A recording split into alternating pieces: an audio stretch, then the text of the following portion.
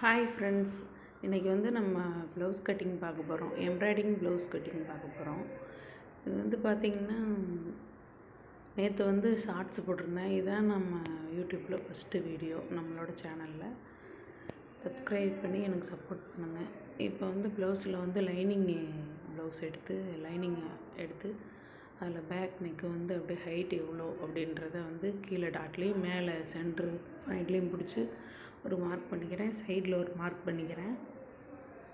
அந்த சைடில் எவ்வளோ ஹைட் வருது அப்படின்றத மார்க் பண்ணிக்கலாம். மார்க் பண்ணிவிட்டு இப்போ ஷோல்டர் எவ்வளோ இருக்குன்றது அளந்துக்கலாம். இதில் பெரும்பாலும் டேப் யூஸ் பண்ண மாட்டேன். எல்லாத்துலேயுமே வந்து ப்ளவுஸ் அளவே தான் வச்சுப்பேன்.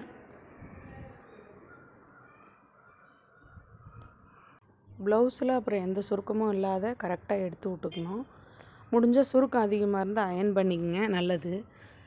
அயர்ன் பண்ணிக்கிட்டிங்கன்னா நம்ம அளவு வந்து கரெக்டாக கிடச்சிரும்.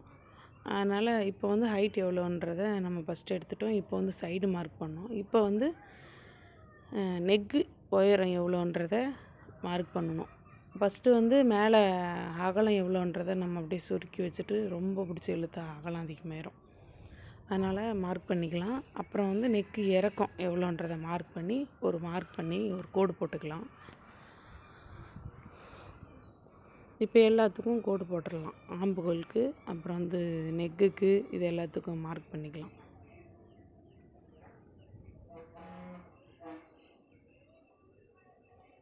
ஷோல்டருக்கு எவ்வளோ ஒரு 1/2 இன்ச்சு விட்டுருக்கேன் நான். நீங்கள் எவ்வளோ விடுறீங்களோ விட்டுக்கலாம். நீங்கள் எவ்வளோ தைக்கிறீங்களோ பிடிச்சி அந்தளவுக்கு விட்டுக்குங்க. இப்போ ஆம்புகள் உயரம் வந்து பார்த்திங்கன்னா இது வந்து 5 வருது.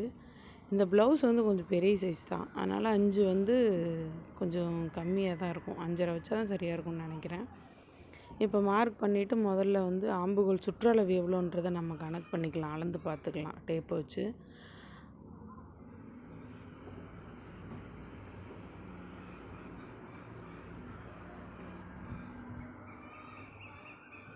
இப்போ அளந்து பார்த்துட்டு நம்ம பத்தலைன்னா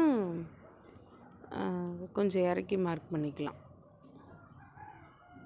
சைடு 1.5 இன்ச் எக்ஸ்ட்ரா மார்க் பண்ணிவிட்டு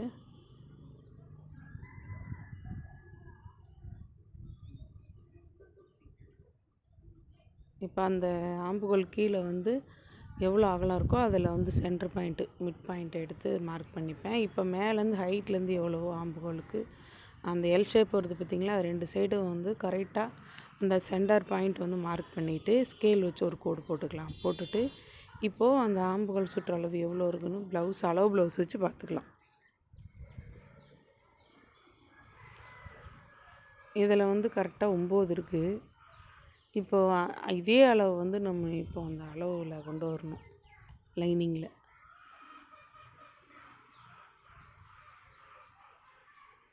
8.5 தான் வருது. இன்னும் கொஞ்சம் இறக்கி கோடு போடலாம். அப்போது கரெக்டாக சைடெலாம் அளவு எடுத்துருக்காங்கன்னா நான் மறுபடியும் பார்க்குறேன். இன்னும் ஒரு 1/2 இன்ச் இறக்கிறேன். 2 பக்கமும் மார்க் பண்ணிவிட்டு கோடு போட்டு மறுபடியும் சென்டர் பாயிண்ட் எடுத்துகிட்டு மறுபடியும் ஸ்கேலை வச்சு போட்டுட்டு அப்படியே அளந்துட வேண்டியதான். 9 இன்ச்சு வருதான்ற வரைக்கும் அளந்துக்கணும். ஏன்னா ஆம்புகோலில் தான் ப்ளவுஸோட ஃபிட்டிங்கே இருக்குது. கொஞ்சம் லூஸ் ஆகிட்டாலும் ஷோல்டர் ஒரு மாதிரி தூக்க ஆரம்பிச்சிரும், இல்லைன்னா இழுக்க ஆரம்பிச்சிரும் ரொம்ப டைட்டாக இருந்தால்.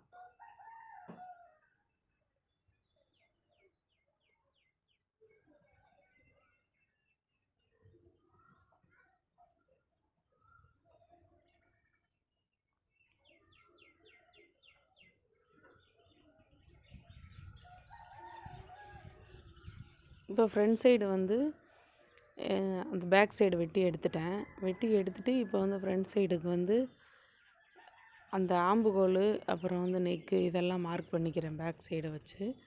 இப்போ ஃப்ரண்ட் சைடுக்கு வந்து அதே அளவில் அது மேலே வச்சு அந்த ஜாயின் பண்ணுற இடத்துக்கு ஒரு கோடு போட்டுட்டு இப்போ வந்து எவ்வளோ அளவு நெக் அளவு வருதுன்றதை கரெக்டாக விரிவாக அழகாக வச்சு மார்க் பண்ணிக்கங்க. கரெக்டாக இழுத்து சுருக்கம் இல்லாத என்ன நெக் ஷேப் வருதோ அதை அப்படியே அளவில் எடுத்துக்குங்க. எடுத்துகிட்டு மார்க் பண்ணிவிட்டு கீழே வந்து டாட் பிடிப்பேன் இல்லைங்களா, ஊக்குப்பட்டிக்கிட்ட அந்த டாட்டுக்கு வந்து ஒரு 1/2 இன்ச்சும் கீழே வந்து பட்டி ஜாயின் பண்ண ஒரு 1/4 இன்ச்சும் சேர்த்து ஒரு 3/4 இன்ச்சுக்கு ஒரு கோடு போட்டுக்குங்க. கோடு போட்டுட்டு நெக்ஸ்ட்டு வந்து கிராஸ் உயரம் கப்பு ஒயருன்னு சொல்லுவோம் இல்லைங்களா, அது வந்து எவ்வளோன்றது அளந்து எடுத்துக்கோங்க. நான் 1/2 இன்ச் எக்ஸ்ட்ரா வைக்கிறேன். வச்சுட்டு அதுக்கு ஒரு கோடு போட்டுக்கிறேன். கோடு போட்டுட்டு நெக்குக்கிட்ட வந்து சென்டர் பாயிண்ட் எடுக்கிறேன். அந்த ஷோல்டரில் அங்கேருந்து எவ்வளோ இருக்குன்ட்டு அளந்து எடுத்துக்கிறேன். 4.25 வந்துச்சு. அதே 4.25 இங்கே கீழே வைக்கிறேன். இதுதான் இப்போ சென்டர் பாயிண்ட், டாட் பிடிக்கிறதுக்கு. மெயின் பாயிண்ட்டு டாட் இருக்குது இல்லைங்களா, அது பிடிக்கிறதுக்கு இது. இப்போது அந்த ஊக்குப்பட்டியோடு சேர்த்து ஒரு மார்க் பண்ணிக்கிறேன், இந்த சென்டரை மீட் பண்ணி. இப்போ சைடில் வந்து எவ்வளோ இருக்குன்றதை அது ஒரு மார்க் பண்ணிக்கலாம். தைக்கிறதுக்கு அளவு விட்டுட்டு மார்க் பண்ணிக்கிறேன். இப்போ அப்படியே ஒரு கோடு போட்டுக்கலாம். அதை கட் பண்ணி எடுத்துட்டேன்.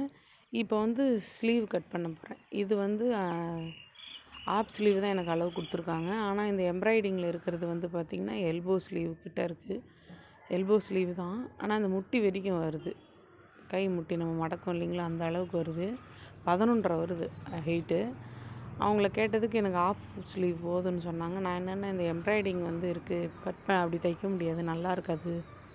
அதனால் நீங்கள் வந்து இது வச்சுக்கிறீங்களா எல்போ ஸ்லீவ் நான் கேட்டேன். கஸ்டமரை கால் பண்ணி அவங்க ஓகே சரி வச்சுருங்க, ரொம்ப இறக்கம் வைக்காதீங்க, ஆனால் கொஞ்சம் தூக்கின மாதிரி இருக்கட்டும், எனக்கு முட்டிக்கிட்ட வந்தால் பிடிக்காதுன்னாங்க. அதனால் நான் 10.5 வச்சுக்கிறேன். 10.5 வந்து இதுக்கு ஜாயிண்ட்டுக்கும் சேர்த்து 10.5 வச்சுருக்கேன், ஸ்லீவ் ஜாயிண்ட்டுக்கு. இப்போ ஜாயிண்ட்டுக்கு ஒரு 1/2 இன்ச் எக்ஸ்ட்ரா மார்க் பண்ணிக்கிறேன். மார்க் பண்ணிவிட்டு இப்போது எவ்வளோ ஹைட்டு வருது அப்படின்றத நான் மார்க் பண்ணிக்கிறேன். ப்ளவுஸை வச்சு மார்க் பண்ணிவிட்டு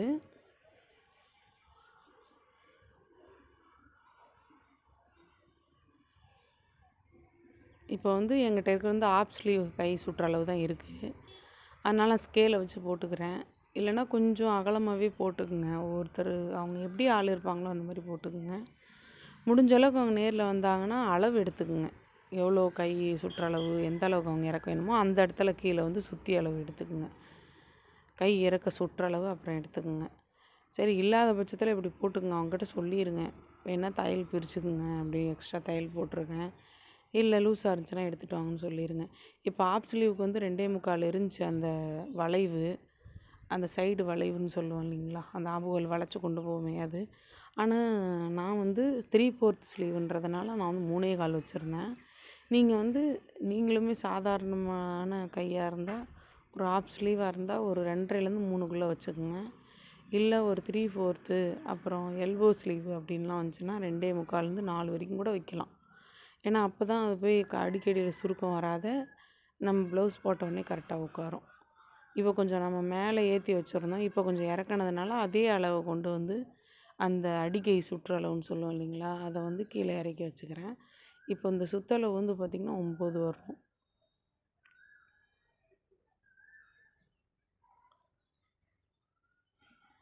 9 வந்துடுச்சு. இப்போ சைடில் வந்து பிடிச்சி தைக்கிறதுக்கு ஒரு 1.5 இன்ச்சு எக்ஸ்ட்ரா தையலுக்கு வச்சு மார்க் பண்ணிவிட்டு இப்போ அளந்து பார்க்குறேன். 9 வந்துடுச்சு, கரெக்டாக இருக்குது. இப்போ நம்ம வெட்டி எடுத்துடலாம்.